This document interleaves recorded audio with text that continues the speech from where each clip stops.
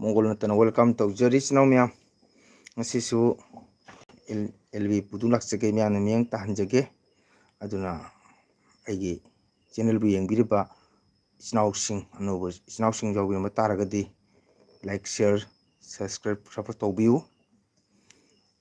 ꯑꯗꯨꯒ ꯃꯌꯥꯝ ꯌꯦꯡꯃꯤꯟꯅꯁꯤ ꯉꯥꯏꯍꯥꯛ ꯁꯞꯄꯣꯔꯠ ꯇꯧꯕꯤꯌꯨ ꯃꯌꯥꯝ ꯏꯆꯤꯟꯅꯥꯎ ꯆꯥꯛ ꯏꯁꯤꯡ ꯆꯥꯅꯔꯕ꯭ꯔꯥ ꯑꯩꯗꯤ ꯆꯥꯒꯦꯅ ꯇꯧꯔꯦ ꯏꯆꯤꯟꯅꯥꯎ ꯃꯌꯥꯝ ꯀꯣ ꯉꯥꯏꯍꯥꯛ ꯆꯪꯕꯤꯔꯛꯑꯒ ꯁꯞꯄꯣꯔꯠ ꯇꯧꯕꯤꯌꯨ ꯍꯥꯏꯅ ꯍꯥꯏꯖꯅꯤꯡꯉꯤ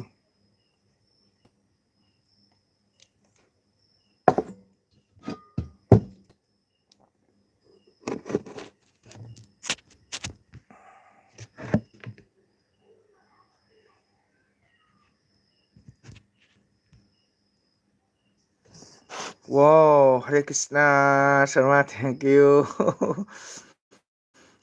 ꯐꯥꯔꯁ ꯑꯍꯥꯟꯕ ꯆꯪꯕꯤꯒꯗꯕ ꯍꯥꯏꯅꯤꯡꯉꯥꯏ ꯊꯥꯒꯠꯆꯔꯤ ꯂꯥꯏꯛ ꯇꯧꯕꯤꯌꯣ ꯊꯦꯡꯀ꯭ꯌꯨ ꯑꯣꯖꯥ ꯆꯥꯗ꯭ꯔꯤ ꯍꯥꯏ ꯑꯣꯖꯥ ꯍꯔꯦ ꯀ꯭ꯔꯤꯁꯅ ꯁꯔꯃ ꯑꯩ ꯆꯥꯒꯦꯅ ꯇꯧꯔꯤ ꯅꯪ ꯆꯥꯔꯕꯣ ꯀꯃꯥꯏꯅ ꯇꯧꯔꯤ ꯅꯥꯏꯔꯤꯛ ꯇꯧꯗꯦ ꯍꯛꯆꯥꯡ ꯈꯔ ꯅꯨꯡꯉꯥꯏꯔꯕ꯭ꯔꯣ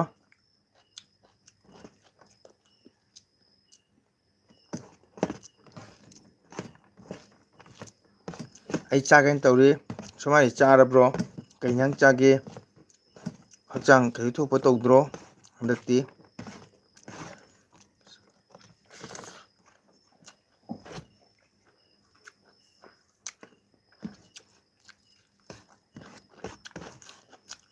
ꯈꯔ ꯅꯨꯡꯉꯥꯏꯔꯦ ꯑꯣ ꯐꯔꯣ ꯅꯥꯕ ꯌꯥꯗꯦ ꯍꯧꯖꯤꯛ ꯀꯣ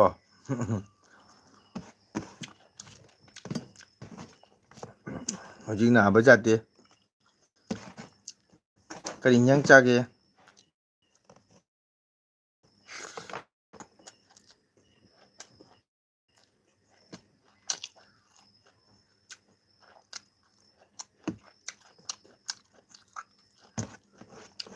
ꯗꯥꯛꯇꯔꯗ ꯄꯩꯁꯥ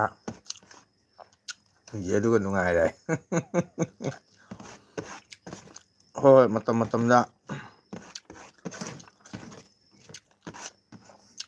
ꯍꯨꯟꯗꯣꯛꯇꯕ ꯌꯥꯗꯦ ꯍꯛꯆꯥꯡ ꯅꯥꯕ ꯌꯥꯗꯦ ꯀꯣ ꯑꯅꯥ ꯑꯌꯦꯛ ꯌꯥꯎꯗ꯭ꯔꯒꯗꯤ ꯄꯩꯁꯥꯗꯤ ꯃꯌꯥꯝ ꯇꯥꯟꯕ ꯌꯥꯏ ꯑꯣꯖꯥ ꯑꯩꯗꯤ ꯆꯥꯗ꯭ꯔꯤꯌꯦ ꯀꯩ ꯏꯟꯁꯥꯡ ꯊꯣꯡꯒꯦ ꯏꯟꯁꯥꯡ ꯍꯥꯎꯔꯝꯅꯤ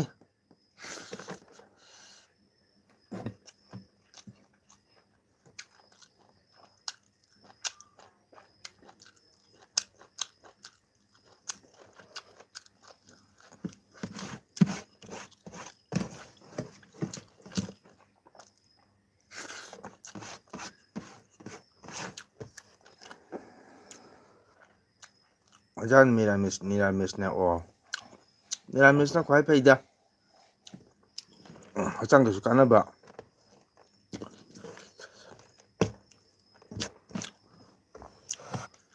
ꯑꯩꯈꯣꯏꯅ ꯊꯥꯎ ꯊꯨꯝ ꯆꯥꯕ ꯍꯥꯏꯁꯦ ꯌꯥꯝ ꯐꯠꯇꯦ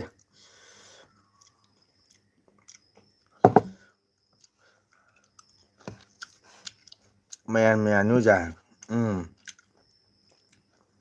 ꯑꯩꯈꯣꯏꯗꯤ ꯀꯕꯣꯛ ꯅꯥꯝ ꯁꯣꯟꯕꯅꯤꯅ ꯍꯤꯟꯖꯥꯡ ꯍꯥꯎꯇ꯭ꯔꯗꯤ ꯈꯤꯇꯪ ꯅꯨꯡꯉꯥꯏꯇꯦ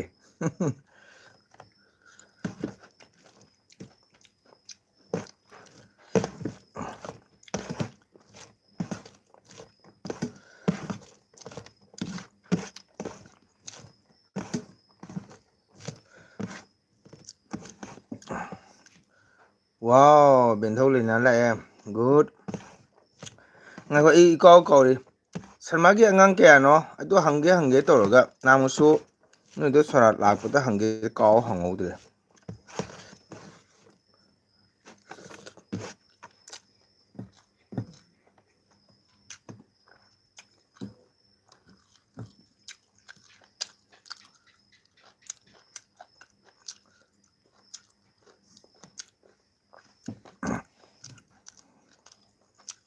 ꯑꯣ ꯑꯣꯖꯥ ꯑꯅꯤ ꯅꯨꯄꯥ ꯌꯥꯎꯕ꯭ꯔꯣ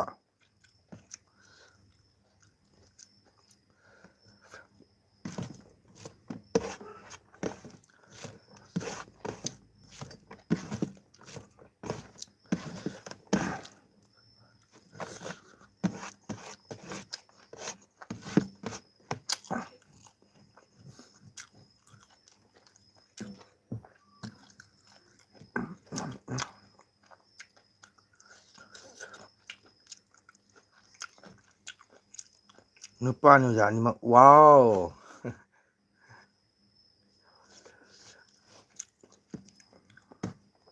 ꯊꯥꯒꯠꯆꯔꯤ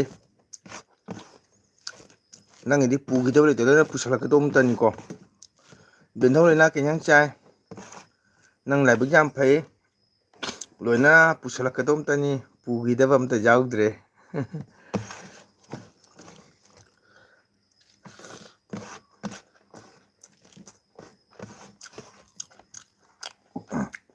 ꯕꯦꯟꯙꯧ ꯂꯩꯅꯥ ꯀꯩ ꯏꯟꯖꯥꯡ ꯆꯥꯒꯦ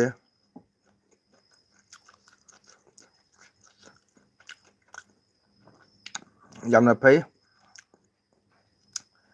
ꯅꯪꯒꯤꯗꯤ ꯄꯨꯊꯣꯛꯈꯤꯗꯕ ꯌꯥꯎꯗ꯭ꯔꯦ ꯄꯨꯁꯜꯂꯛꯀꯗꯧꯕꯇꯅꯤ ꯂꯥꯏꯕꯛ ꯐꯩ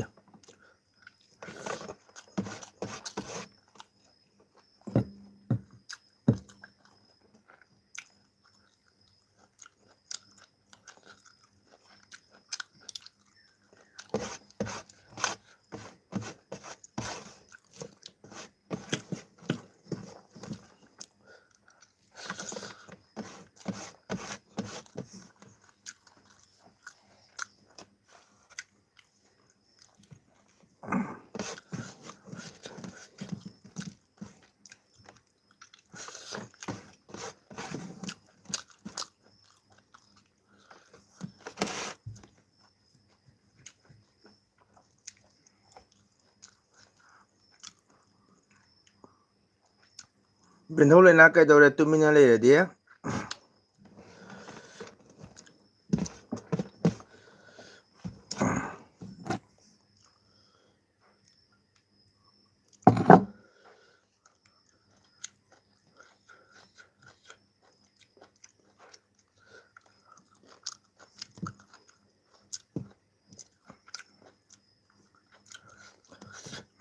ꯅꯨꯄꯤꯅ ꯐꯩꯗ ꯑꯣꯖꯥ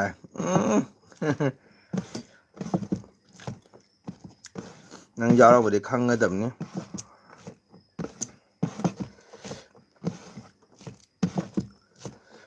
ꯅꯨꯄꯤ ꯌꯥꯎꯔꯝꯃꯗꯤ ꯅꯍꯥꯟꯅ ꯅꯀꯣꯛ ꯁꯥꯔꯗꯕꯅꯤ ꯀꯩꯅꯣ ꯕꯦꯟꯙꯧ ꯋꯥꯗꯤ ꯉꯥꯡꯗꯦ ꯒꯨꯠ ꯒꯨꯠ ꯍꯥꯏꯅ ꯑꯗꯨꯝ ꯂꯩꯔꯦ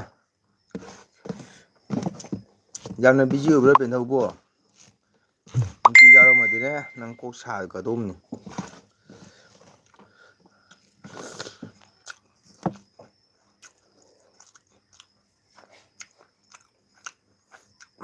ꯋꯥꯔꯤꯅ ꯋꯥꯔꯤ ꯐꯖꯕꯅꯦ ꯍꯧꯅꯨꯀꯣ ꯕꯦꯟꯙꯧ ꯅꯪ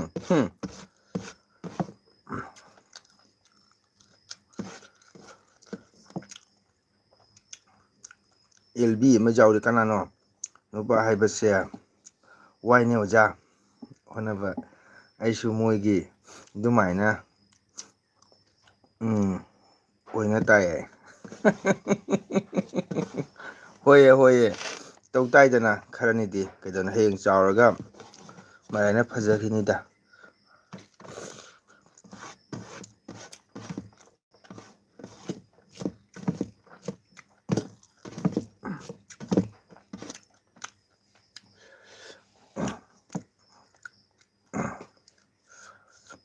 ꯍꯌꯦꯡ ꯆꯥꯎꯔ ꯃꯔꯥꯏ ꯐꯖꯒꯤ ꯂꯨꯅ ꯇꯧꯒꯗꯧꯕꯅꯤ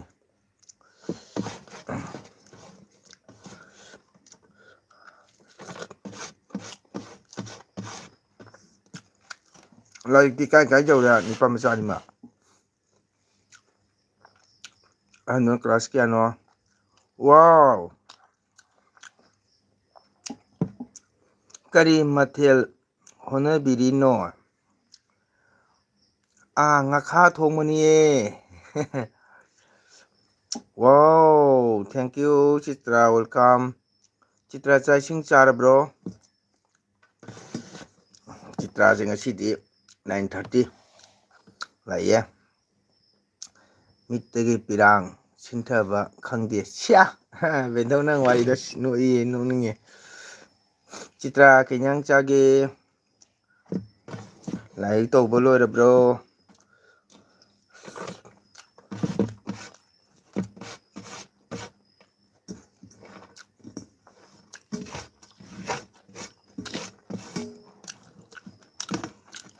ꯕꯦꯟꯙꯧꯅ ꯃꯤꯠꯇꯒꯤ ꯄꯤꯔꯥꯡ ꯁꯤꯟꯊꯕ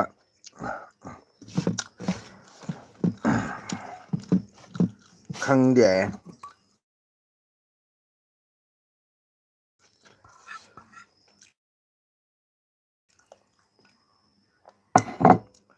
ꯀꯔꯤ ꯃꯇꯥꯡꯗ ꯁꯤꯟꯊꯔꯤꯅꯣ?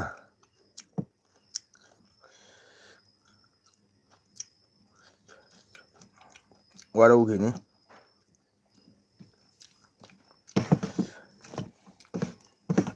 ꯁꯜꯃꯥ ꯁꯨꯝ ꯇꯥꯎ, ꯑꯩꯈꯣꯏ ꯋꯥꯔꯤꯁꯤꯡꯁꯦ ꯑꯗꯨꯝ ꯅꯨꯡꯉꯥꯏ ꯋꯥꯔꯤ ꯌꯥꯎꯕꯅꯤ꯫ ꯆꯤꯇ꯭ꯔꯥ ꯀꯩ ꯏꯟꯖꯥꯡ ꯆꯥꯒꯦ? ꯍꯧꯔꯅꯤ ꯃꯥꯏ ꯆꯪꯉꯗꯤ ꯄꯨꯡ ꯀꯨꯟ ꯂꯩꯔꯒ ꯈꯨꯝꯃꯛꯄ꯫ ꯀꯩ ꯏꯟꯖꯥꯡ ꯆꯥꯒꯦ ꯍꯥꯏꯁꯨ ꯈꯨꯝꯃꯛꯇꯦ꯫ ꯀꯩ ꯏꯟꯖꯥꯡ ꯆꯥꯒꯦ ꯍꯪꯉꯝꯃꯤ ꯂꯥꯏꯔꯤꯛ ꯇꯧꯔ ꯇꯨꯃꯤꯟꯅ ꯂꯩꯔꯦ ꯀꯨꯅꯥꯗ꯫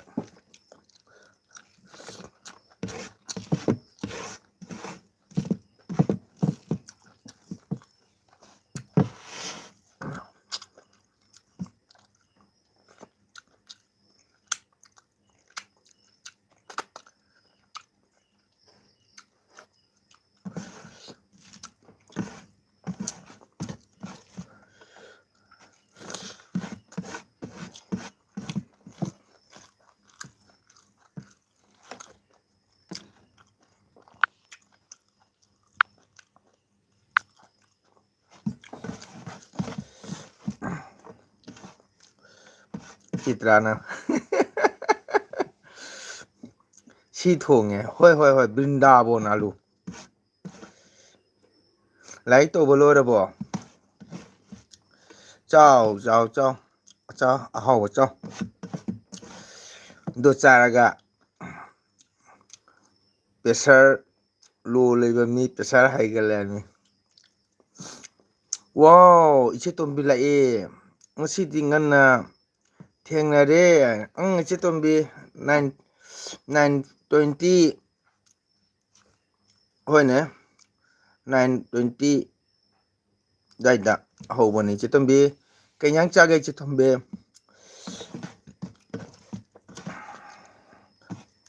ꯆꯥꯎ ꯆꯤꯇ꯭ꯔꯥ꯫ ꯁꯟꯖꯤꯠ ꯁꯤꯡꯍ ꯑꯣꯖꯥ ꯈꯣꯏꯔꯝꯖꯔꯤ, ꯑꯩ ꯁꯨꯔꯁꯅꯤ꯫ ꯋꯥꯎ ꯁꯨꯔꯁ,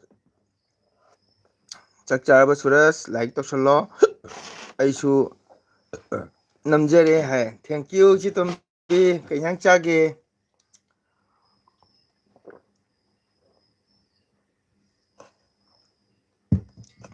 ꯆꯥꯔꯦ ꯑꯣꯖꯥ꯫ ꯀꯩ ꯏꯟꯖꯥꯡ ꯆꯥꯏ ꯁꯨꯔꯁ? ꯂꯥꯏꯛ ꯗꯟ ꯍꯥꯏ ꯁꯟꯖꯤꯇꯥ ꯁꯤꯡꯍ꯫ ꯊꯦꯡꯀ꯭ꯌꯨ ꯋꯦꯜꯀꯝ ꯁꯨꯔꯁ꯫ ꯏꯆꯦ ꯇꯣꯝꯕꯤ ꯀꯩ ꯏꯟꯖꯥꯡ ꯆꯥꯏ? ꯁꯨꯔꯁ ꯁ꯭ꯀꯨꯜ ꯆꯠꯂꯤꯕꯣ? ꯉꯁꯤꯗꯤ ꯑꯣꯖꯥ ꯀꯥꯡꯁꯣꯏ ꯆꯥꯏ꯫ ꯍꯥꯎꯕꯅꯦ꯫ ꯕꯣꯕꯣꯛꯇꯤ ꯃꯁꯥ ꯀꯩꯝ ꯇꯧꯗ꯭ꯔꯥ ꯁꯨꯔꯁ?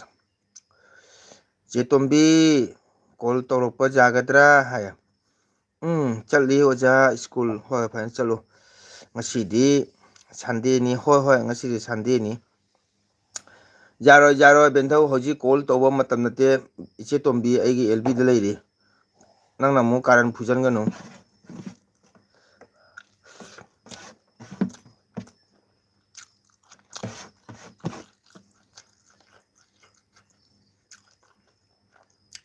ꯆꯤꯇ꯭ꯔꯥ ꯂꯩꯔꯤꯕ꯭ꯔꯣ? ꯁꯔꯃꯥ ꯂꯩꯔꯤꯕ꯭ꯔꯣ?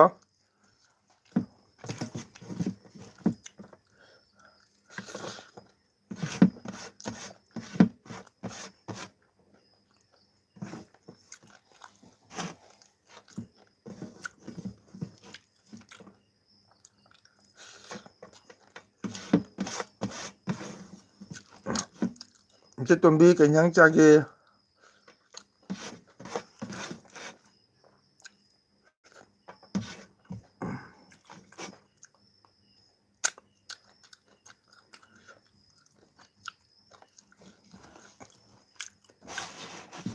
ꯂꯩꯅꯥ, ꯀꯥꯔꯟ ꯇꯧꯅꯔꯨꯁꯤ, ꯋꯥꯔꯤ ꯅꯨꯡꯁꯤꯕ ꯁꯥꯟꯅꯁꯤ꯫ ꯑꯗꯨ ꯄꯨꯒ ꯇꯧꯗ꯭ꯔꯕꯅꯤꯅ ꯀꯩ ꯍꯥꯏꯕ ꯆꯦꯡꯒ ꯇꯧꯗꯣꯏꯅꯤ꯫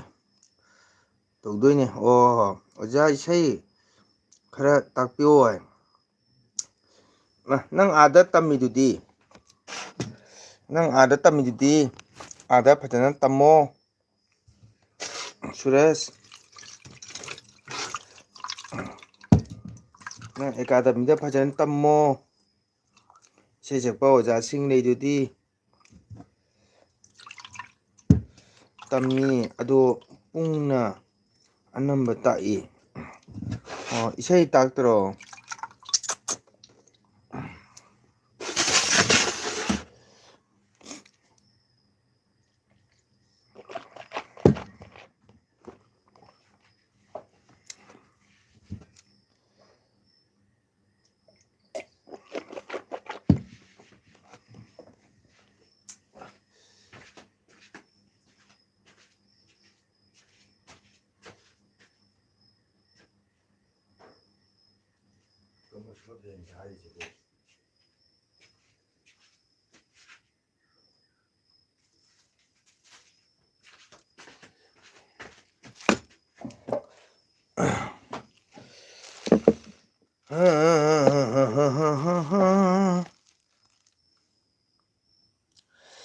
ꯑꯗꯨꯗꯤ ꯏꯁꯩꯗꯤ ꯇꯥꯛꯂꯤ ꯇꯝꯃꯤ ꯑꯗꯣ ꯄꯨꯡꯅ ꯑꯅꯝꯕ ꯇꯥꯛꯂꯤ ꯍꯥꯏꯕ इसे ताकली कौन है कविता जी। हाय सर कैसे है आप। हाँ जी कविता जी ठीक ही है आप कैसे हो। अदो मरक मरक्तनी होइदा मरक मरक दुम ताजनी चित्राव सी हाइबा रेबिताना सीगी एलबी खोइमु नुंसीबगा लेते चेतोमबी हाय कविता कई लम ओइबिरबनो हाय चेतोमबी माक्से मैतै नते अतोप्पा जातिनी। ओजा चाक हिंजांग हावब्रो हावे हम भाई बही केब भदिया है।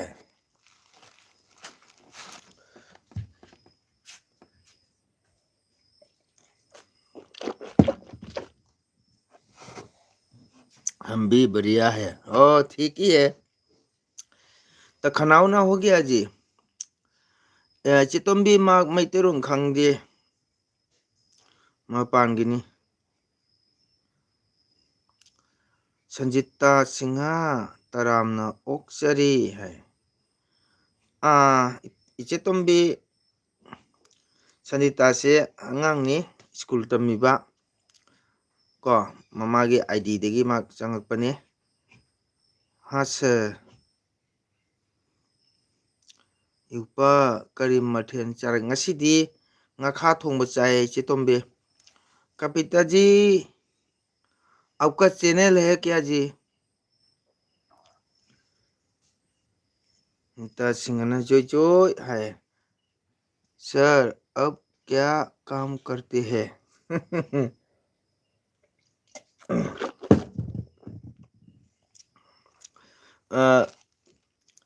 ठीक है कविता जी अब पहले बताइए अब क्या काम करते हो। मेरे काम तो शर्म आता है बोलने में आपका बताइए अब क्या काम करते हो। वाह कोई ब्लू लाए हरे कृष्णा हो जाबो हरे कृष्णा ब्लू लाइक तो चलो नहीं हमारा चैनल नहीं है।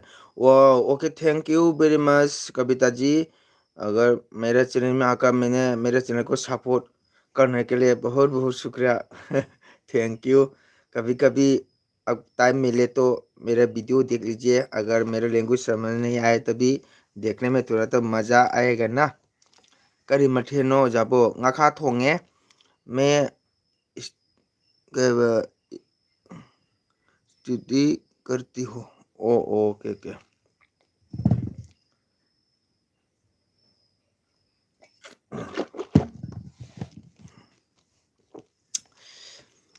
ठीक है अभी आपका बता दिया। अब अभी आपका ईयर्स कितना हुआ अभी बताइए। अभी आपका बता दिया मेरे को भी बताता हूँ करते हो ठीक ही है कोई बात नहीं है। अच्छी ज़िंदगी बचाने के लिए कुछ तो कुछ करने पड़ेगा लेना करी मथेल चारगे है ब्लू कन्यांग चाय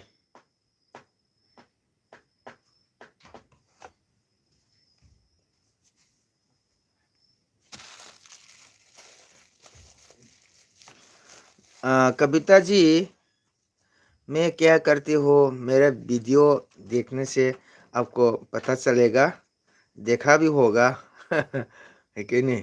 मैं कोई गवर्नमेंट जॉब नहीं, कोई प्राइवेट जॉब नहीं करती हूँ, मैं अपना पर्सनली कुछ करती है। तो मेरी यह 70 वाओ गुलाब ठीक है 70 जाए तो अच्छी तरह से पढ़ो, एक बड़ा आदमी बन जाना है, ठीक है एक स्टूडेंट, ठीक है। आजकल तो क्या बोलता है लड़की का बहुत वैल्यू है, इसलिए अच्छी तरह से पढ़ो। तो अभी अगर अच्छी तरह से पढ़ने से बड़ा आदमी बन जाता है, ठीक है ना।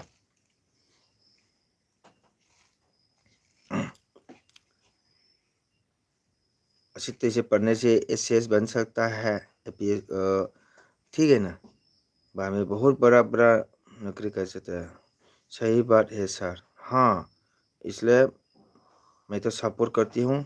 अगर आप स्टूडेंट है तो मेरे एलबी में ज़्यादा मत देरी मत रही है, ठीक है 5-10 मिनट सपोर्ट करने के बाद आप पढ़ा लिखा कर दीजिए अपने पढ़ाई के है। हाँ इसलिए कभी इसलिए अच्छी तरह से पढ़ो, ठीक है। कविता दीदी कैसे हो है, इसलिए अच्छी तरह से पढ़ना है, बड़ा आदमी बनना है, ठीक है। तो कविता का अभी आपका पिताजी क्या करते हैं, आपका भाई बहन कितनी है बताइए थोड़ा। अगर अच्छी तरह से पढ़ने से पायलट मैन हो बन सकता है, हाँ और इंडियन आर्मी बड़ा ऑफिसर बन सकते हैं और स्टेट के एक बड़ा पुलिस ऑफिसर बन सकते हैं, है कि नहीं। से उन्धनी है एलबी जाओ जाओ जाओ जाओ लोना सपोर्ट तौगदबनी, मैं ठीक हूँ। इसलिए अच्छी तरह से पढ़ो कविता जी, ठीक है मेरे बेटे, अच्छी तरह से पढ़ो, बड़ा आदमी बन जाना है कि नहीं। तो आपका पापा क्या करते हैं, मैं ठीक हो बताओ। ओहो खाना क्या लिया आपने कविता दीदी है। ओके सर को good night sir, okay good night, ठीक है ना। अभी तो स्टूडेंट है ना, मेरे को अंकल को सपोर्ट करने का, सबको सपोर्ट करने का बहुत बहुत शुक्रिया, बहुत बहुत धन्यवाद देना चाहता हूँ, ठीक है। अच्छी तरह से पढ़ना। अगर मेरे सबको अंकल सर क्या जॉब करते हैं तो आप ओनली 5 मिनट मेरे वीडियो देखो सर्च कर कर, तो सर क्या नौकरी कर रहा है है कि नहीं। कविता बताए नहीं आपका पापा पिताजी क्या नौकरी करते हैं, थोड़ा बताओ ना। अच्छी तरह से पढ़ो, ठीक है बड़ा आदमी बनना है कविता।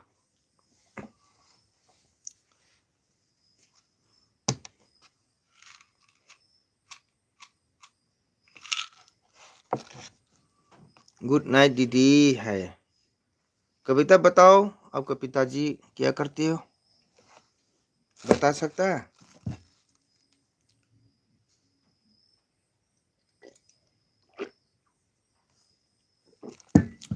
इसे तुम भी कहीं चागे। पापा जी पुलिस में है, गुड पापा पुलिस में, तो अभी कविता बढ़िया से पढ़ना है, ठीक से पढ़ना है, ठीक है ना। एसएस बनना है, ठीक है कलेक्टर बनना है, ओके ठीक है। अभी गुड नाइट करो, अब अच्छी तरह से पढ़ना। ठीक है, गुड नाइट कविता, गुड नाइट। लैना नुंसीबा वारी हाइदी अखोई इचिल इनाव ओइबै वारी सानसिबा है। इचे तोम्बी सुम साजरकनिदा माक्ति लोइना सपोर्ट तौबने एलबी पुनमक को।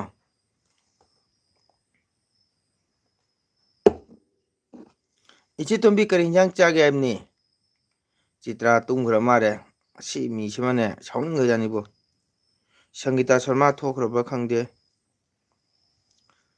थोदी चिनाव मैम गुड नाइट पीबिरमुको तुमिना थोकिबसे वखन नुंगाइते अइगी मथेल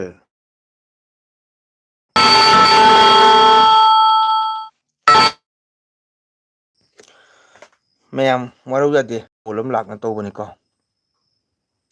अइगी मथे सेबोट थोंगे बोरी थोंगे थांजिंग सिंजुगा गुड यम हावरनी ओ सर ओजा अइदी लेरी है ओ नहा लेरो देदे अपने बताया नहीं अब कहाँ तक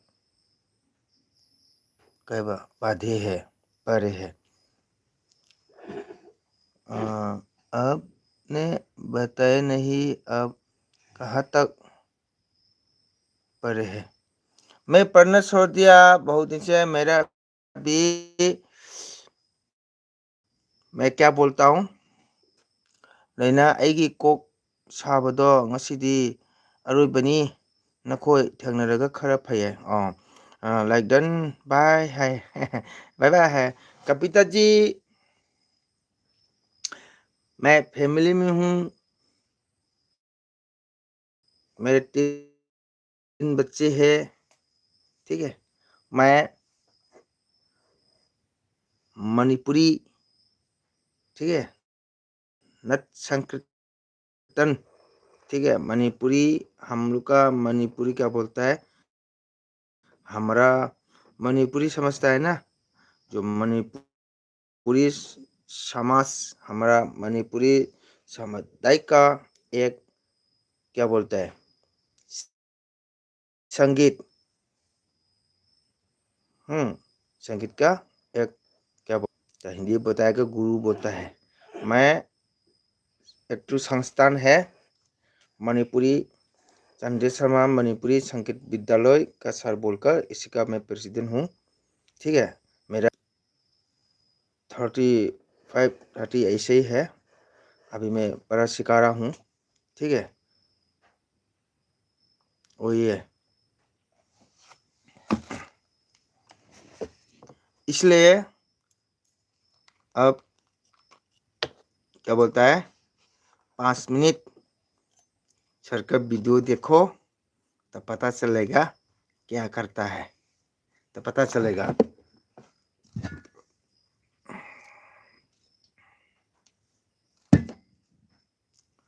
हिंदी में बोले तो सिंगर बोलता है, और मैं क्लासिकल का सिंगर नहीं हूँ, और नट संकीर्तन भगवान का नाम प्रचार करता है ना, वही।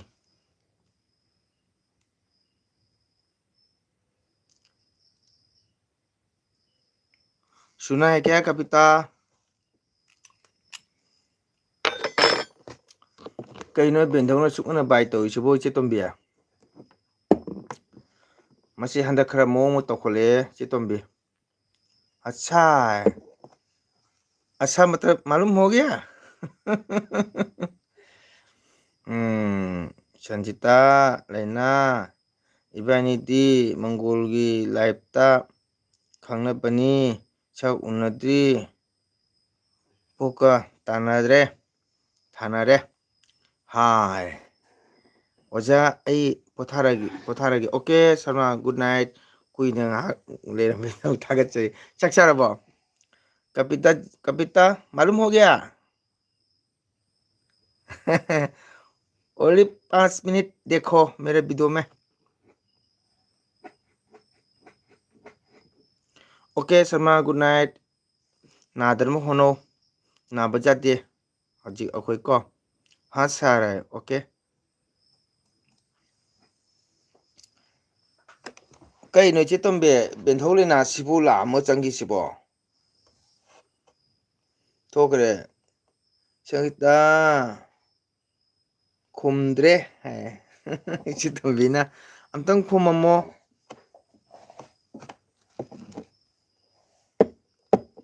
ꯏꯆꯦ ꯇꯣꯝꯕꯤꯅ ꯁꯪꯒꯤꯇꯥ ꯈꯨꯝꯗ꯭ꯔꯦ ꯍꯥꯏꯅ ꯍꯥꯏꯔꯦ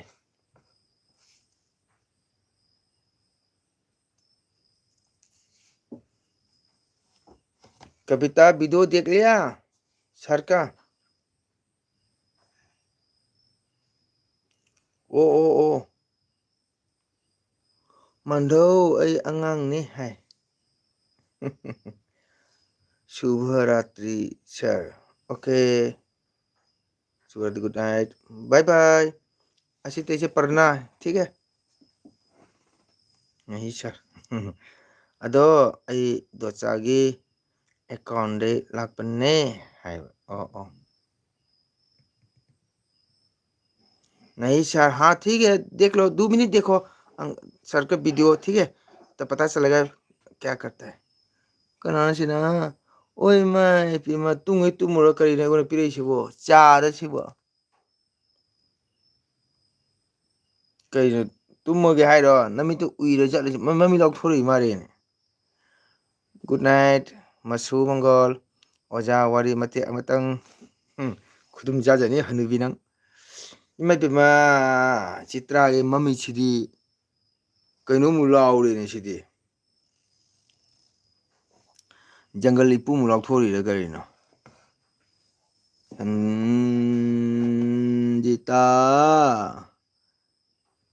इचेबू चाबू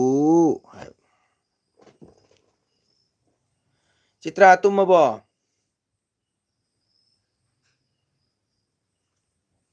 नंग नमितु उरा कीबू कीरे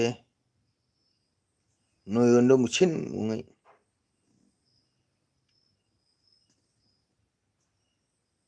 बेंधौ लाप्रोजा लाइदी अरे बिता सिंगाना लेबुदो बेंधौनी बेंधौ लापरा कौरीसिदी बेंधौ लेना हायना बेंधौ लेनागी आईडी यामबने आईडी अमदो बाय ओइरबने आईडी अमदो बाय ओइरबने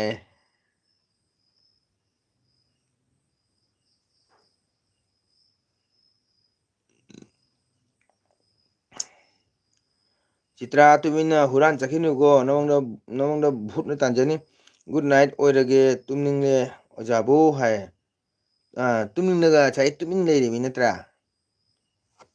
पुंगे तारा पुंग तरा तारा मिनगा वाले ओके गुड नाइट फजना गुड नाइट के पिरमोय दुमानगा पिबा नुंगाइते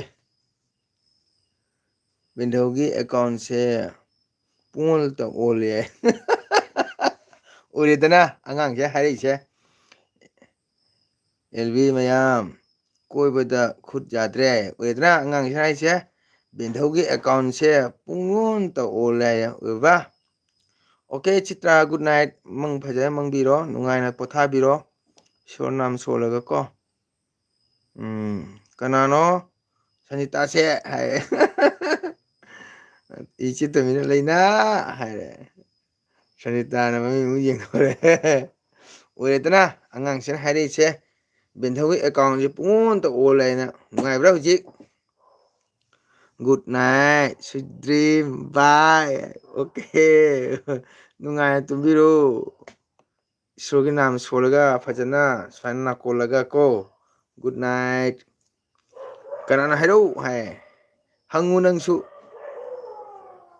चित्रा जाम फजना hi good night sweet dreams bye hi okay फजना ईश्वर नाम सोलगा कोल फा तुम नुंगाइना अदुगा पुंग मरी दाय हगुलगा मॉर्निंग वॉक चलो हक्चांग फनबा को अइदी कोइबम लेजदे लेना या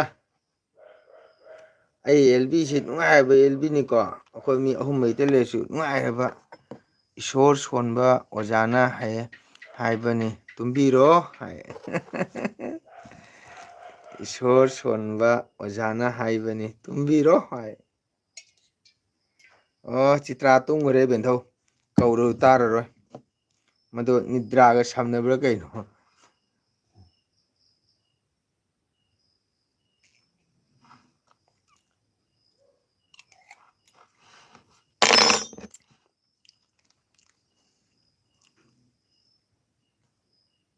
ꯈꯨꯔꯥꯔꯣ ꯁꯟꯖꯤꯇꯥꯗꯣ ꯈꯨꯔꯥꯅꯤ ꯈꯨꯔꯥ ꯁꯥꯎꯅꯨꯀꯣ ꯕꯦꯟꯙꯧ ꯑꯗꯨꯝ ꯍꯥꯏꯖꯕꯅꯤꯀꯣ ꯍꯥꯏ ꯈꯨꯔꯥ ꯀꯨꯏꯔꯦꯍꯦ ꯎꯗꯕ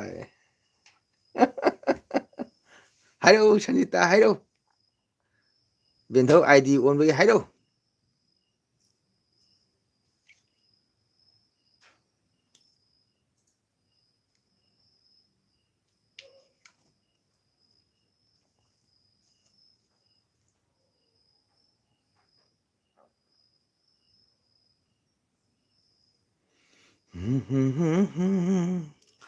ꯑꯁꯥꯎꯕꯒ ꯂꯩꯖꯗꯦ ꯈꯨꯔꯥ ꯍꯥꯏ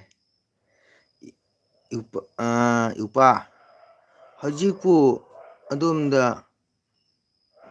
ꯏꯪꯗ꯭ꯔꯤꯕꯣ ꯑꯩꯈꯣꯏꯗꯤ ꯐꯨꯔꯤꯠ ꯑꯊꯥꯕ ꯂꯤꯠꯂꯤ ꯄꯨꯄꯨ ꯊꯤꯕꯗ ꯑꯥꯏꯗꯤ ꯑꯣꯟꯕꯅꯤꯀꯣ ꯈꯨꯔꯥꯏ ꯏꯆꯦꯇꯣꯝꯕꯤ ꯏꯆꯦꯇꯣꯝꯕꯤ ꯏꯄꯥ ꯍꯧꯖꯤꯛꯄꯨ ꯑꯗꯣꯝꯗ ꯏꯪꯗ꯭ꯔꯤꯕꯣ ꯑꯩꯈꯣꯏꯗꯤ ꯐꯨꯔꯤꯠ ꯑꯊꯥꯕ ꯂꯤꯠꯂꯤ ꯏꯆꯦꯇꯣꯝꯕꯤ ꯈꯔ ꯏꯪꯉꯦꯗ ꯏꯪꯕꯕꯨꯗꯤ ꯀꯣ ꯑꯩꯅ ꯁꯨꯝ ꯌꯥꯝ ꯏꯪꯗꯦ ꯍꯥꯏꯅ ꯁꯨꯝ ꯍꯥꯞ ꯂꯤꯠꯂꯤꯅꯤ ꯏꯆꯦꯇꯣꯝꯕꯤ ꯑꯩꯉꯣꯟꯗ ꯈꯔ ꯅꯨꯡꯉꯥꯏ ꯑꯩꯅ ꯈꯔ ꯄꯥꯝꯖꯕ ꯍꯥꯏꯇꯥꯔꯦ ꯁꯤꯒꯨꯝꯕ ꯂꯤꯠꯆꯔꯒ ꯏꯆꯦꯇꯣꯝꯕꯤ ꯄꯨꯄꯨ ꯊꯤꯕꯗ ꯑꯥꯏꯗꯤ ꯑꯣꯟꯕꯅꯤꯀꯣ ꯈꯨꯔꯥꯏ ꯇꯥꯕ꯭ꯔꯥ ꯁꯟꯖꯤꯇꯥ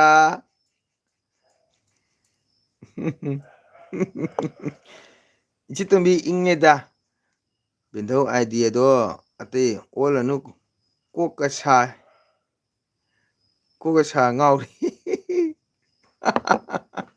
ꯍꯩꯔꯦ ꯑꯩꯈꯣꯏ ꯁꯟꯖꯤꯇꯥ ꯌꯥꯝ ꯍꯩꯔꯦ ꯃꯇꯧ ꯏꯃꯥꯟ ꯃꯥꯟꯗꯅ ꯍꯩꯔꯦ ꯉꯥꯡꯕ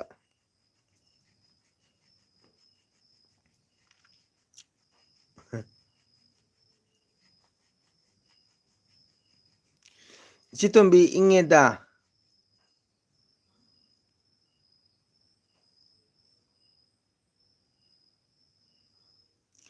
ꯏꯆꯦꯇꯣꯝꯕꯤ ꯀꯦ ꯀ꯭ꯌꯨ ꯕ꯭ꯂꯦꯡꯀꯦꯠꯇꯣ ꯗꯕꯜꯗꯣ ꯀꯌꯥꯒ ꯇꯥꯒꯦ ꯍꯧꯖꯤꯛ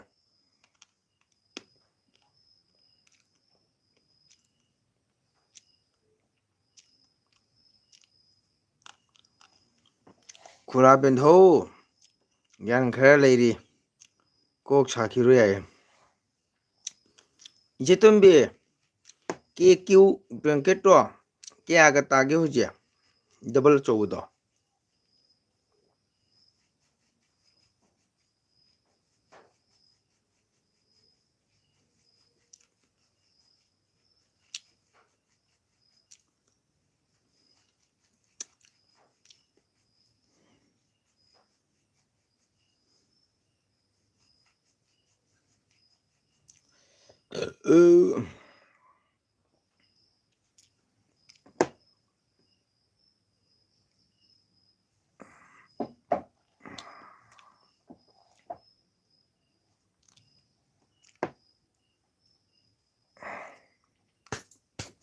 ꯑꯣꯖꯥ ꯕꯦꯟꯙꯧ ꯒꯨꯗ ꯅꯥꯏꯠ ꯑꯣꯏꯔꯒꯦꯀꯣ hi okay Sanjita good night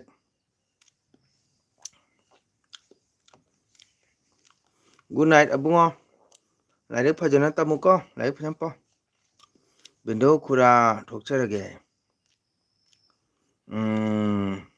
ꯍꯪꯒꯦ ꯑꯗꯨꯒ ꯍꯥꯏꯔꯛꯀꯦ ꯎꯄꯥꯏ ꯍꯣꯏ ꯁꯨꯝ ꯍꯪꯅꯤꯡꯉꯤꯕ ꯏꯆꯦꯇꯣꯝꯕꯤ ꯑꯣꯖꯥ ꯕꯥꯏ ꯕꯥꯏ ꯑꯣꯀꯦ ꯕꯥꯏ ꯕꯥꯏ ꯏꯕꯨꯡꯉꯣ ꯂꯥꯏꯔꯤꯛ ꯐꯖꯅ ꯄꯥꯎ ꯒꯨꯗ ꯅꯥꯏꯠ ꯃꯔꯝ ꯃꯣꯛꯎꯀꯣ ꯂꯥꯏꯔꯤꯛ ꯐꯖꯅ ꯄꯥꯎ ꯈꯨꯔꯥ ꯒꯨꯗ ꯅꯥꯏꯠ ꯑꯣꯏꯔꯕꯣꯏ ꯑꯣꯏꯔꯦ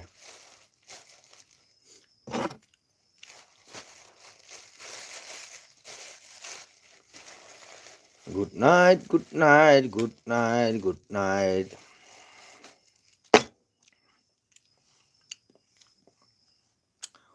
ꯑꯁ ꯍꯥꯟꯅ ꯏꯆꯦꯇꯣꯝꯕꯤ ꯊꯥꯏꯅꯒꯤ ꯏꯁꯩ ꯃꯩꯇꯩꯔꯣꯟꯒꯤ ꯌꯥꯝ ꯂꯩꯔꯝꯕꯅꯤꯀꯣ ꯑꯩꯈꯣꯏꯅꯕꯨ ꯁꯛꯄ ꯍꯩꯇꯕꯒꯤ ꯑꯩꯈꯣꯏꯅ ꯑꯉꯥꯡ ꯑꯣꯏꯔꯤꯉꯩꯗ ꯑꯩꯒꯤ ꯈꯨꯠꯁꯦ ꯁꯥꯡꯗꯕꯒꯤ ꯂꯦꯞꯇ꯭ꯔꯦ ꯀꯣꯃꯦꯟꯗ, ꯁꯟꯗꯕꯒꯤ ꯁꯟꯗꯥꯗꯒꯤ ꯂꯦꯞꯇ꯭ꯔꯦ ꯀꯣꯃꯦꯟꯗ. ꯏꯆꯦ ꯇꯝꯕꯤ, ꯏꯆꯦ ꯇꯝꯕꯤꯅ ꯀꯦ ꯀ꯭ꯌꯨ ꯍꯥꯏꯕ꯭ꯔꯥ ꯏꯄꯥ? ꯑꯧ ꯀꯦ ꯀ꯭ꯌꯨꯗꯣ ꯑꯗꯣ ꯁꯛꯂꯣꯗꯅ ꯑꯣꯖꯥ ꯃꯣꯍꯣꯏ, ꯅꯪ ꯅꯣꯛꯀꯦꯔꯣ? ꯑꯧ ꯏꯆꯦ ꯇꯣꯝꯕꯤ ꯀꯦ ꯀ꯭ꯌꯨ ꯍꯥꯏꯕꯅꯦ. ꯀꯦ ꯀ꯭ꯌꯨ ꯍꯥꯏꯅ ꯃꯣꯔꯦꯒꯤꯔ ꯀꯩꯅꯣ. ꯏꯁꯩꯗꯨꯕꯨ ꯀꯩꯅꯣ ꯕꯦꯟꯊꯧ ꯂꯩꯅꯥ? ꯀꯩꯅꯣ? ꯍꯣꯏ ꯑꯣꯖꯥ ꯒꯨꯗ ꯅꯥꯏꯠ. Good night. ꯂꯥꯏꯔꯤꯛ ꯐꯖꯅ ꯄꯥꯎꯀꯣ. ꯃꯔꯝ ꯃꯣꯛꯑꯣ. ꯎꯈ꯭ꯔꯨꯜꯗ ꯑꯩꯒꯤ ꯊꯋꯥꯏ ꯂꯩꯍꯧꯔꯦ, ꯆꯤꯡꯗ ꯂꯥꯡꯃꯩ ꯆꯥꯛꯄ ꯅꯠꯇꯦ, ꯑꯩꯒꯤ ꯊꯃꯣꯏꯗ ꯆꯥꯛꯄꯅꯦ, ꯎꯈ꯭ꯔꯨꯜꯗ ꯑꯩꯒꯤ ꯊꯋꯥꯏ ꯂꯩꯍꯧꯔꯦ. ꯂꯛꯈꯤꯄꯨ ꯂꯥꯛꯂꯗꯤ ꯍꯥꯏꯕꯤꯔꯛꯎꯀꯣ. ꯍꯣꯏ ꯍꯣꯏ ꯍꯥꯏꯔꯛꯀꯦ. ꯏꯁꯩ ꯑꯣꯖꯥꯅ ꯁꯛꯂꯒ ꯀꯔꯤꯒꯤ ꯅꯣꯛꯇꯣꯏꯅꯣ? ꯑꯩꯕꯨ ꯉꯥꯎꯔꯕ꯭ꯔꯣ? ꯅꯠꯇꯦꯗ, ꯑꯩ ꯁꯛꯀꯗꯧ ꯏꯁꯩꯗꯨꯒꯤ ꯋꯥꯔꯤꯅꯤ. ꯑꯩꯈꯣꯏꯗꯤ ꯀ꯭ꯂꯥꯁꯤꯀꯦꯜ ꯏꯁꯩꯁꯦ ꯌꯥꯝꯅ ꯍꯩꯇꯦꯕꯀꯣ. ꯎꯈ꯭ꯔꯨꯜꯗ ꯑꯩꯒꯤ ꯊꯋꯥꯏ ꯂꯩꯍꯧꯔꯦ ꯍꯥꯏꯅ ꯍꯥꯟꯅ ꯑꯃ ꯁꯛꯑꯝꯕ ꯑꯩꯈꯣꯏ ꯑꯉꯥꯡ ꯑꯣꯏꯅ ꯇꯥꯍꯧꯔꯤꯕ.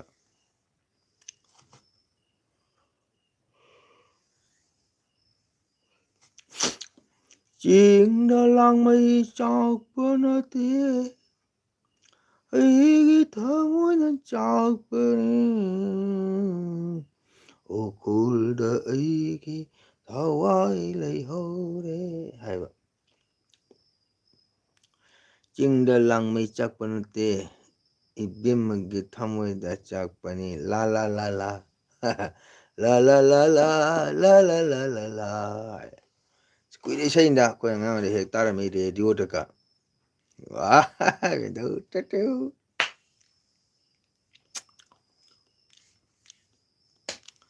ꯏꯆꯦ ꯇꯝꯕꯤ ꯂꯩꯔꯤꯕ꯭ꯔꯣ? ꯅꯨꯡꯁꯤꯅꯕ ꯍꯩꯔꯨꯅꯨ ꯏꯇꯥ, ꯀꯥꯏꯅꯔꯒ ꯋꯥꯕꯅꯤ ꯍꯥꯏꯕ ꯏꯁꯩꯁꯨ ꯂꯩꯕꯅꯤ ꯊꯥꯏꯅꯒꯤ. ꯍꯣꯏ ꯎꯄꯥ, ꯑꯗꯨꯒꯨꯝꯕꯁꯨ ꯈꯔ ꯁꯛꯇꯣꯛꯁꯤ. ꯍꯣꯏ, ꯑꯩꯗꯤ ꯍꯩꯒꯟꯗꯦꯕ ꯁꯤꯒꯨꯝꯕ ꯑꯩꯈꯣꯏ ꯀ꯭ꯂꯥꯁꯤꯀꯦꯜꯒꯤ ꯏꯁꯩꯁꯦ. ꯑꯗꯣ ꯊꯥꯏꯅ ꯑꯩꯈꯣꯏꯅ ꯑꯉꯥꯡ ꯑꯣꯏꯅ ꯇꯥꯕ ꯍꯣꯏ ꯎꯄꯥ ꯑꯗꯨꯒꯨꯝꯕ. ꯑꯣꯖꯥ ꯑꯩꯁꯨ ꯍꯥꯏꯗꯤ ꯑꯣꯟꯊꯣꯛꯑꯒꯦ. ꯅꯪꯁꯨ ꯕꯦꯟꯙꯧ ꯂꯩꯅꯥꯒꯤ ꯃꯇꯧ ꯇꯝꯃꯒꯦꯔꯣ? ꯍꯥꯟꯅ ꯊꯥꯏꯅ ꯏꯁꯩ ꯐꯖ ꯆꯠꯂꯤꯃꯤꯍꯦ ꯃꯅꯤꯄꯨꯔꯗꯤ. ꯀꯩꯅꯣ? ꯀꯁꯥꯔ ꯂꯝꯒꯤ ꯂꯩꯁꯥꯕꯤꯗꯣ ꯁꯨꯡꯀꯦ ꯀꯦꯅ ꯐꯖꯕꯤꯗꯣ ꯀꯥꯏꯅ ꯂꯩꯕ. ꯀꯥꯏꯅꯒꯦ ꯑꯩꯈꯣꯏꯗꯤ ꯋꯥꯕꯤꯗꯦ, ꯅꯨꯡꯁꯤꯅꯕ ꯍꯩꯔꯤꯅꯨ ꯏꯕꯣꯛ, ꯏꯄꯨꯒꯤ ꯋꯥꯈꯜꯗ ꯆꯥꯛꯄꯅꯤ. ꯑꯗꯨꯅꯤ.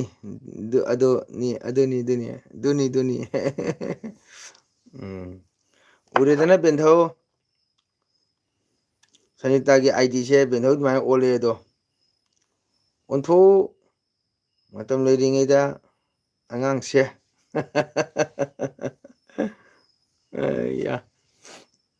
ꯀꯩꯀꯩ ꯏꯁꯩꯅ ꯃꯌꯥꯝ ꯑꯃ ꯂꯩꯔꯝꯃꯤ ꯊꯥꯏꯅꯒꯤ. ꯑꯊꯥꯞꯄꯗ ꯀꯧꯔꯒꯅꯨ, ꯂꯩꯉꯝꯗꯔꯦ ꯃꯤꯅꯨꯡꯁꯤꯗ ꯀꯥꯏꯅ ꯏꯁꯩ ꯌꯥꯝ ꯂꯩꯕꯅꯤ. ꯁꯨꯔꯦꯁꯅ ꯅꯣꯛꯈ꯭ꯔꯦ.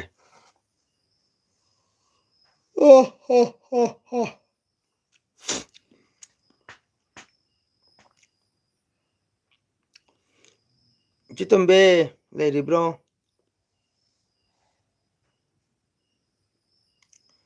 ꯁꯄꯣꯔꯇꯔ ꯃꯅꯨꯁ ꯅꯥꯏ. ꯃꯌꯥꯝ ꯁꯞꯄꯣꯔꯠ ꯇꯧꯕꯤꯌꯨ ꯏꯆꯤꯟ ꯏꯅꯥꯎ ꯃꯌꯥꯝ. ꯂꯥꯏꯛ ꯇꯧꯕꯤꯌꯨ, ꯁꯞꯄꯣꯔꯠ ꯇꯧꯕꯤꯌꯨ ꯏꯆꯤꯟ ꯏꯅꯥꯎ ꯃꯌꯥꯝ. ꯁꯞꯄꯣꯔꯠ ꯌꯥꯎꯗ꯭ꯔꯦ.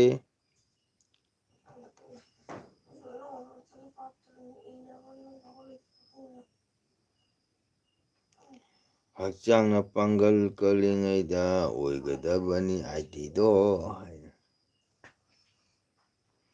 ꯑꯣꯖꯥ ꯑꯊꯥꯞꯄꯗ ꯀꯧꯔꯒꯅꯨ ꯑꯗꯣ ꯏꯁꯩ ꯑꯗꯣ ꯑꯩꯁꯨ ꯌꯥꯝ ꯄꯥꯝꯃꯦ ꯑꯣꯍꯣ ꯑꯊꯥꯞꯄꯗ ꯀꯧꯔꯒꯅꯨ ꯂꯩꯉꯝꯗꯔꯦ ꯃꯤꯔꯝꯁꯤꯗ ꯃꯈꯥ ꯀꯩꯅꯣ ꯊꯣꯂꯕꯤ ꯂꯩꯅꯥꯒꯨꯝꯕꯤ ꯋꯥꯔꯧꯖꯗꯦ ꯀꯅꯥꯗꯁꯨ ꯑꯊꯥꯞꯄꯗ ꯀꯧꯔꯒꯅꯨ ꯂꯩꯉꯝꯗꯔꯦ ꯃꯤꯔꯝꯁꯤꯗ ꯈꯨꯠꯇ ꯆꯩꯁꯨ ꯄꯥꯏꯗ꯭ꯔꯤꯉꯩꯗ ꯑꯣꯟꯕꯤꯔꯣ ꯑꯉꯥꯡ ꯁꯥꯏ ꯕꯦꯟꯊꯧ ꯂꯩꯅꯥꯅ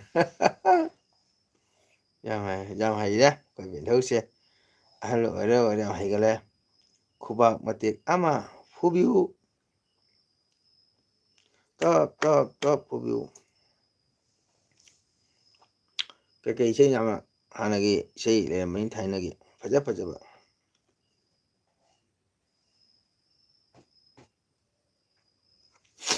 ꯆꯠꯂꯣ ꯆꯠꯂꯣ ꯂꯥꯏꯊꯔꯣꯏ ꯊꯥꯡꯖꯧꯒꯤ ꯆꯣꯔꯣꯟꯗ ꯏꯗꯣꯝ ꯂꯥꯛꯄꯅꯤ ꯏꯗꯣꯝ ꯍꯟꯈꯤꯅꯤ ꯋꯥꯎ ꯁꯨꯔꯁ ꯌꯥꯝ ꯐꯖꯩ ꯕꯦꯟꯊꯧ ꯍꯣꯏꯗꯤ ꯆꯍꯤꯁꯨ ꯄꯥꯏꯔꯦꯅꯦ ꯆꯩꯁꯨ ꯄꯥꯏꯔꯦꯅꯦ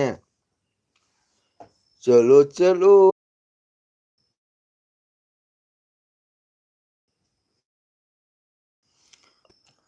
ꯑꯗꯨꯝ ꯂꯥꯛꯄꯅꯤ ꯑꯗꯨꯝ ꯍꯟꯈꯤꯅꯤ ꯕꯦꯟꯊꯧ ꯍꯣꯏꯗꯤ ꯆꯩꯁꯨ ꯄꯥꯏꯔꯦ ꯁꯤꯇꯝ ꯂꯩꯅꯥ ꯄꯥꯜꯂꯦꯀꯣ ꯄꯦꯜꯂꯦꯀꯣ ꯏꯁꯩꯁꯦ ꯌꯥꯝ ꯐꯖꯩ ꯂꯥꯏꯊꯣꯏ ꯁꯩꯊꯥꯕꯁꯤ ꯍꯣꯁꯅꯦ ꯇꯨꯝꯈꯔꯦ ꯍꯣꯁꯅ ꯈꯔꯦ ꯂꯩꯅꯥꯒꯤ ꯃꯊꯦꯜ ꯍꯥꯏꯔꯕꯣ ꯑꯩ ꯎꯍꯧꯗ꯭ꯔꯦ ꯍꯥꯏꯈꯤꯗꯦ ꯆꯦꯇꯣꯝꯕꯤ ꯅꯦꯠꯀꯤ ꯋꯥꯔꯤ ꯂꯥꯛꯑꯦ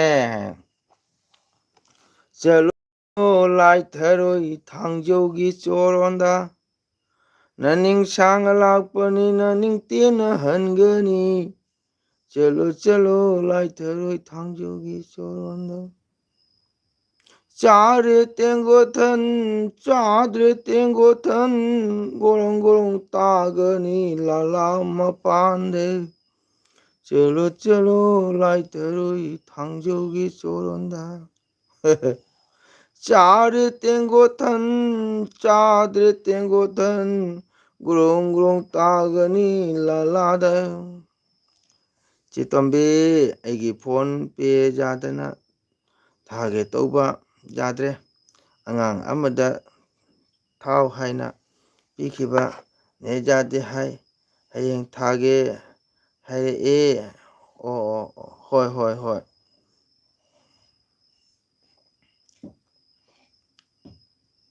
ꯅꯦꯠꯀꯤ ꯋꯥꯔꯤ ꯂꯥꯛꯑꯦ ꯀꯩꯅꯣ ꯑꯩ ꯃꯇꯝꯁꯤꯕꯨ ꯑꯃꯨꯛ ꯑꯩ ꯀꯣꯜ ꯇꯧꯔꯛꯀꯦ ꯇꯧꯕ ꯁꯪꯗꯅ ꯇꯧꯔꯤꯅꯤ ꯅꯨꯡꯗꯥꯡꯗꯤ ꯁꯪꯉꯤꯅ ꯀꯔꯤꯅꯣ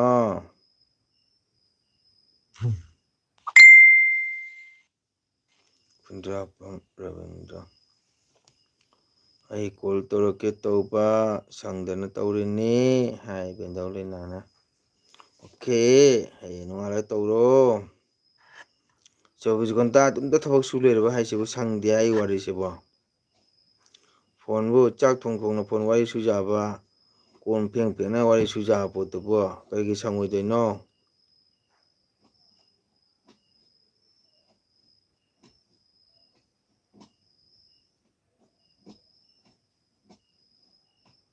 ꯑꯣꯖꯥ ꯑꯩ ꯍꯌꯦꯡ ꯀꯣꯜ ꯇꯧꯔꯛꯀꯦ ꯄ꯭ꯔꯣꯒꯥꯝꯒ ꯂꯩꯕ꯭ꯔꯥ ꯍꯌꯦꯡ ꯂꯩꯔꯝꯃꯤ ꯑꯣꯖꯥ ꯏꯁꯩ ꯍꯥꯏꯗꯣꯛꯈ꯭ꯔꯦ ꯇꯧꯔꯛꯎꯖꯥꯅꯤꯀꯣ ꯏꯕꯨꯡ ꯃꯦꯝꯕꯔ ꯑꯃꯅ ꯃꯩꯔꯥꯒꯤ ꯃꯤꯇꯤꯡ ꯇꯧꯕꯒ ꯂꯥꯡꯕꯗ ꯑꯣ ꯍꯣꯏꯅꯦ ꯉꯁꯥꯏ ꯂꯛꯈꯤꯄꯨ ꯑꯣꯟꯂꯥꯏꯟ ꯅ꯭ꯌꯨꯁꯇ ꯎꯏꯅꯦ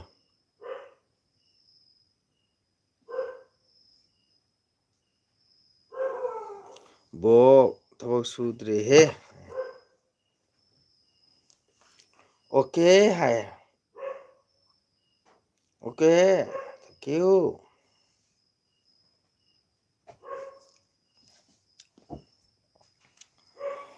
ꯃꯌꯥꯝ ꯄꯣꯊꯥꯅꯔꯁꯤꯀꯣ ꯒꯨꯗ ꯅꯥꯏꯠ ꯑꯣꯏꯔꯒꯦ ꯍꯌꯦꯡ ꯑꯃꯨꯛ ꯎꯅꯔꯁꯤ ꯕꯦꯟꯙꯧ ꯂꯩꯅꯥ ꯁꯨꯔꯖ ꯆꯦꯇꯣꯝꯕꯤ ꯒꯨꯗ ꯅꯥꯏꯠ बाय बाय लिदो उद्रो होस बोक चलिदो उद्रो बॉस ओके गुड नाइट बेंधो गुड नाइट दूना संगदबन गुड नाइट बेंधो गुड नाइट